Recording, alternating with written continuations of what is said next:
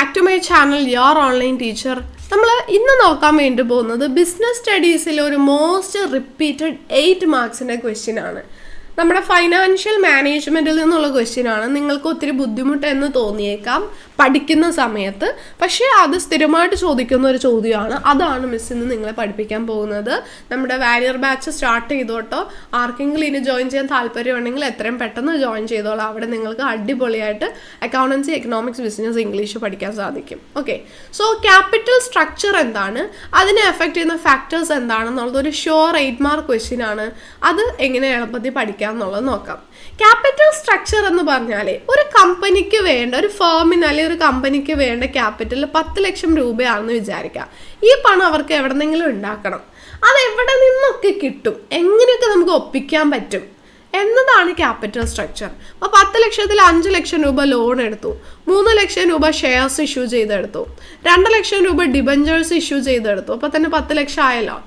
അപ്പോൾ ഇങ്ങനെ എടുത്താൽ ഈ ഒരു പ്രൊപ്പോർഷൻ ഉണ്ടല്ലോ, 5 ലക്ഷം ലോൺ, 3 ലക്ഷം ഷെയർസ്, 2 ലക്ഷം ഡിബഞ്ചേഴ്സ്, ആ ഒരു മിക്സ് ഉണ്ടല്ലോ, അതിനെയാണ് ക്യാപിറ്റൽ സ്ട്രക്ചർ എന്ന് പറയുന്നത്. അപ്പോൾ അതിൽ ലോൺ എന്ന് പറയുന്നത് നമ്മൾ കടം എടുത്തതാണ്, ഡിബഞ്ചറും നമ്മൾ കടമാണ് അല്ലേ, അത് രണ്ടും ബോറോഡ് ഫണ്ടാണ്. ഷെയർസ് എന്ന് പറഞ്ഞാൽ എന്താണ്, ഓണേഴ്സ് ഫണ്ടാണ്. അതപ്പോൾ നമ്മുടെ ഓണേഴ്സ് ഫണ്ടാണ്. അപ്പോൾ ഓണേഴ്സ് ഫണ്ടും ബോറോഡ് ഫണ്ടും തമ്മിലുള്ളൊരു മിക്സ് എന്ന് പറഞ്ഞാലും സെയിം ആണ്. അത് തന്നെയാണ് ക്യാപിറ്റൽ സ്ട്രക്ചർ. ഓക്കെ, അപ്പോൾ ഓണേഴ്സ് ഫണ്ട് ഇതൊക്കെയാണ്: equity, preference, return earnings. Borrowed fund വരുന്നതാണ് ഡിബഞ്ചർ, ലോൺ. ഓക്കെ, അപ്പോൾ അതാണ്, അതിനെ ഒരു മിക്സിനെയാണ് ക്യാപിറ്റൽ സ്ട്രക്ചർ എന്ന് പറയുന്നത്. ഇനി ഇതിനെ ബാധിക്കുന്ന ഫാക്ടേഴ്സിൽ ആദ്യത്തേതാണ് trading on equity. Trading on equity എന്ന് പറഞ്ഞിട്ടുണ്ടെങ്കിൽ നമ്മൾ നമ്മുടെ ക്യാപിറ്റൽ സ്ട്രക്ചറിൽ ഡിബഞ്ചർ, പ്രിഫറൻസ് ഷെയർസ് പോലെയുള്ള ഫിക്സഡ് ഇൻകം സെക്യൂരിറ്റീസ് ഉപയോഗിക്കാമെന്ന് പറയും. അതായത് ഡിബഞ്ചർ നമ്മൾ ഇപ്പോൾ 12% നിർബന്ധമായിട്ടും 12% പലിശ കൊടുത്തേ പറ്റുള്ളൂ. പ്രിഫറൻസ് ഷെയർസ് 9% ആണെങ്കിൽ 9% ഡിവിഡൻഡ് കൊടുത്തേ പറ്റുള്ളൂ, അത് നിർബന്ധമാണ്. അപ്പോൾ അതാണ് ഫിക്സഡ് ഇൻകം സെക്യൂരിറ്റീസ്. അത് നമ്മൾ നമ്മുടെ ക്യാപിറ്റൽ സ്ട്രക്ചറിൽ നമ്മൾ ആഡ് ചെയ്യുന്ന സമയത്ത്, അത് നമ്മൾ ആഡ് ചെയ്യുമ്പോൾ അവിടെ നമുക്കൊരു അഡ്വാൻറ്റേജ് കിട്ടുന്നുണ്ട്. അതിനെയാണ് ട്രേഡിംഗ് ഓൺ ഇക്വിറ്റി എന്ന് പറയുന്നത് കേട്ടോ.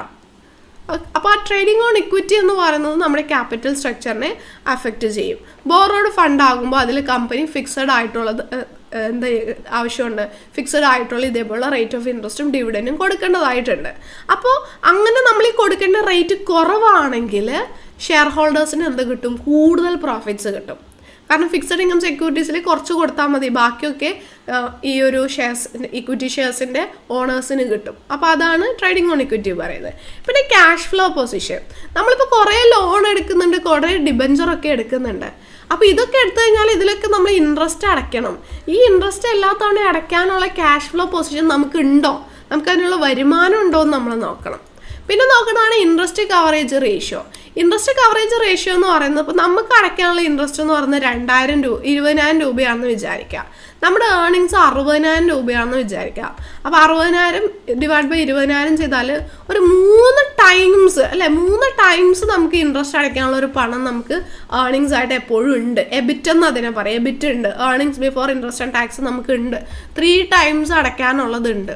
അങ്ങനെയാണെങ്കിൽ സേഫാണ്. ഇത് എത്ര കൂടുന്നു അത്രയും നല്ലതാണ്. അപ്പോൾ അത് നോക്കണം. പിന്നെ റിട്ടേൺ ഓൺ ഇൻവെസ്റ്റ്മെൻറ്റ് നോക്കണം. റിട്ടേൺ ഓൺ ഇൻവെസ്റ്റ്മെൻറ്റ് എന്ന് വെച്ചാൽ നമ്മൾ ഇക്വിറ്റി ഷെയർ ഹോൾഡേഴ്സിന് കൊടുക്കേണ്ട ഡിവിഡൻഡ് ഉണ്ടല്ലോ, ആ റേറ്റാണ് റിട്ടേൺ ഓൺ ഇൻവെസ്റ്റ്മെൻറ്റ്. അത് ഒത്തിരി ഹൈ ആണെന്നുണ്ടെങ്കിൽ നമ്മൾ അങ്ങനെ ഷെയർസ് ഇഷ്യൂ ചെയ്യുന്നതിനേക്കാളും ലോൺ എടുക്കുന്നതാണ് നല്ലത്. കാരണം ലോണിൽ ഇപ്പോൾ നമുക്ക് 10% പലിശ കൊടുത്താൽ മതിയായിരിക്കും. ഷെയർസ് ഇഷ്യൂ ചെയ്യുമ്പോൾ 12% ഡിവിഡൻഡ് കൊടുക്കണമെങ്കിൽ ഇതല്ലേ കൂടുതൽ. കമ്പനിയെ സംബന്ധിച്ച് നോക്കുമ്പോൾ ഇത് നഷ്ടമല്ലേ. അപ്പോൾ ലോൺ എടുക്കുന്നതാണ് നല്ലത്. കുറച്ചും കൂടി ക്യാപിറ്റൽ സ്ട്രക്ചർ ലോൺ കൂട്ടുന്നതാണ് നല്ലത്. പിന്നെ cost of debt. Cost of debt എന്ന് വെച്ചാൽ ലോണിൻ്റെ പലിശ നിരക്കാണ് ഉദ്ദേശിക്കുന്നത്. പലിശ നിരക്ക് നമുക്ക് വളരെ കുറവാണെന്നുണ്ടെങ്കിൽ നമ്മൾ കൂടുതൽ ലോൺ ഉപയോഗിക്കുന്നത് നല്ലത്. ക്യാപിറ്റൽ സ്ട്രക്ചറിൽ കൂടുതൽ ലോണിനെ പറയുന്നതാണ് ഡെറ്റ്, കടം. കൂടുതൽ ഡെറ്റ്, കടം നമ്മുടെ ക്യാപിറ്റൽ സ്ട്രക്ചറിൽ കയറ്റുന്നതാണ് നല്ലത്. പിന്നെ ടാക്സ് റേറ്റ്. നമുക്ക് ടാക്സിൻ്റെ ഒക്കെ ഒരു ബെനിഫിറ്റ് വേണമെന്നുണ്ടെങ്കിൽ ലോൺ എടുക്കാം. ലോൺ ഡിബഞ്ചറിലൊക്കെ അടയ്ക്കേണ്ട ഇൻട്രസ്റ്റ് ഉണ്ടല്ലോ, അത് കുറച്ചിട്ട് നമ്മൾ ടാക്സ് കൊടുത്താൽ മതി. അപ്പോൾ ആ ഒരു ടാക്സ് ബെനിഫിറ്റ് കിട്ടണമെന്നുണ്ടെങ്കിൽ നമുക്ക് ഡെറ്റ് യൂസ് ചെയ്യാം. പിന്നെ ഫ്ലോട്ടേഷൻ കോസ്റ്റ്, അതായത് ഷെയർസ് ഇഷ്യൂ ചെയ്യുമ്പോൾ അണ്ടർ റൈറ്റേഴ്സിന് പണം കൊടുക്കണം, അതേപോലെ തന്നെ അവർക്ക് കമ്മീഷൻ കൊടുക്കണം, അങ്ങനെ കുറച്ച് എക്സ്പെൻസ് ഒക്കെ വരുന്നുണ്ട്. അതാണ് ഫ്ലോട്ടേഷൻ കോസ്റ്റ്. അത് ഒത്തിരി ഹൈ ആണെങ്കിൽ ഷെയർസ് ഇഷ്യൂ ചെയ്യാത്തതാണ് നല്ലത്, ലോൺ എടുക്കുന്നതാണ് നല്ലത്. പിന്നെ കൺട്രോൾ, ബിസിനസിന്റെ കൺട്രോൾ ഒരുപാട് പേരിലേക്ക് പോകരുത് എന്ന് ആഗ്രഹിക്കുന്നെങ്കിൽ ഡെറ്റ് മതി, കടം എടുത്താൽ മതി. കാരണം ഷെയർസ് ഇഷ്യൂ ചെയ്താൽ ആ ഷെയർ വാങ്ങിക്കുന്ന ആൾ അതിൻ്റെ ഓണറായിട്ട് മാറും. അപ്പോൾ ആദ്യം ഇപ്പോൾ 30 ഷെയർ ഉണ്ടായിരുന്നുള്ളൂവെങ്കിൽ ഇപ്പോൾ ഒരു 100 ഷെയറായിട്ട് മാറിയ 100 ഓണേഴ്സ് അവിടെ വന്നു എന്നർത്ഥം. അപ്പോൾ കൂടുതൽ ഓണേഴ്സ് വരുമ്പോൾ കൂടുതൽ പേര് ചേർന്നില്ലേ അത് കൺട്രോൾ ചെയ്യുക, അപ്പോൾ ഒരുപാട് പേരിലേക്ക് കൺട്രോൾ പോകും. സോ കൺട്രോൾ കുറച്ച് ആളുകളുടെ കയ്യിൽ മതിയെന്നുണ്ടെങ്കിൽ ലോൺ എടുക്കുന്നതാണ് നല്ലത്, ക്യാപിറ്റൽ സ്ട്രക്ചറിൽ ലോൺ ആഡ് ചെയ്യുന്നതാണ് നല്ലത്. പിന്നെ റെഗുലേറ്ററി ഫ്രെയിംവർക്ക് നോക്കണം, കമ്പനീസ് ആക്ട്, സെബിയുടെ ഗൈഡ് ലൈൻസ് ഇതൊക്കെ നോക്കണം. സ്റ്റോക്ക് മാർക്കറ്റ് കണ്ടീഷൻ നോക്കണം. സ്റ്റോക്ക് മാർക്കറ്റ് നല്ല ബൂം പീരീഡിലാണെന്നുണ്ടെങ്കിൽ ഉണ്ടല്ലോ ഷെയർസ് ഇഷ്യൂ ചെയ്തോ, കാരണം നമുക്ക് നല്ല വില നമ്മുടെ ഷെയർസിന് കിട്ടും. അതല്ല ഡിപ്രഷൻ ടൈമിലൊക്കെയാണ് ഷെയർസ് വിൽക്കാൻ നിൽക്കണ്ട, നമുക്ക് പൈസ കിട്ടില്ല, അപ്പോൾ ലോൺ എടുക്കുന്നതായിരിക്കും കുറച്ചും കൂടി നല്ലത്. ഓക്കെ, ഇതാണ് ക്യാപിറ്റൽ സ്ട്രക്ചറിനെ എഫക്റ്റ് ചെയ്യുന്ന 10 ഫാക്ടേഴ്സ്. വളരെ പ്രധാനപ്പെട്ട ഒരു ക്വസ്റ്റ്യൻ ആണ്, നിർബന്ധമായിട്ടും പഠിക്കണം കേട്ടോ മക്കളെ. അപ്പോൾ വീഡിയോ ഹെൽപ്ഫുൾ ആയിട്ടുണ്ടാവുമെന്ന് വിചാരിക്കുന്നു. Thank you so much.